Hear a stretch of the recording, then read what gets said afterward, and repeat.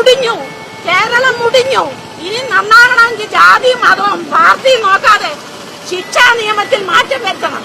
ശിക്ഷാ നിയമത്തിൽ മാറ്റം വരുത്തിയില്ലെങ്കിൽ മുടിഞ്ഞു കേരളം. ഇത് ശരിയല്ല. എന്റെ മോനാന്ന് ഞാൻ സഹിക്കൂല, എന്റെ മോനാന്ന് ഞാൻ സഹിക്കൂല. ഞാൻ ഇവിടുത്തെ ടീച്ചറായിരുന്നു, ഞാൻ ഇവിടുത്തെ പെൻഷൻ പറ്റിയ ടീച്ചറാ.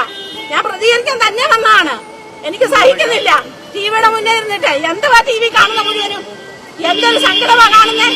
ടീച്ചർമാരെ ശരിയായ രീതിയിൽ പരിശീലിപ്പിക്കുക, രക്ഷിതാക്കളെ ശരിയായ രീതിയിൽ കൗൺസിലിംഗ് കൊടുക്കുക, ശിക്ഷാ നിയമത്തിൽ മാറ്റം വരുത്തുക.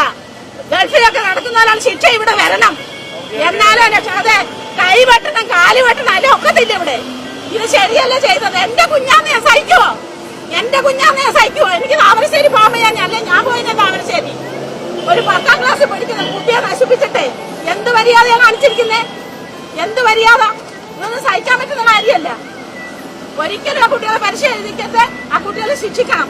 മാതൃകാപരമായ ശിക്ഷ കൊടുത്തിരിക്കണം ആ കുട്ടികൾക്ക്. 15 ബാലനിയമങ്ങളെല്ലാം മാറ്റണം. ടീച്ചർമാർക്ക് നല്ല ഒന്നാമത്തെ ചൂരവടി കൊടുക്കണം. ടീച്ചർമാരുടെ കൈ ചൂരവടി വേണം, അല്ലാതെ ഈ ലോകം നന്നാകാൻ പോകുന്നില്ല. അതെ ഇവിടുത്തെ ടീച്ചറായിരുന്നു ഞാൻ. അർഹതപ്പെട്ടവർക്ക് അടി കൊടുത്ത് തന്നെ വളർത്തണം. രക്ഷിതാക്കൾക്ക് ശിക്ഷിക്കാൻ പറ്റത്തില്ല, തെറ്റാണ്. രക്ഷിതാക്കൾ കുഞ്ഞുങ്ങളെ ശിക്ഷിച്ചു വളർത്തണം.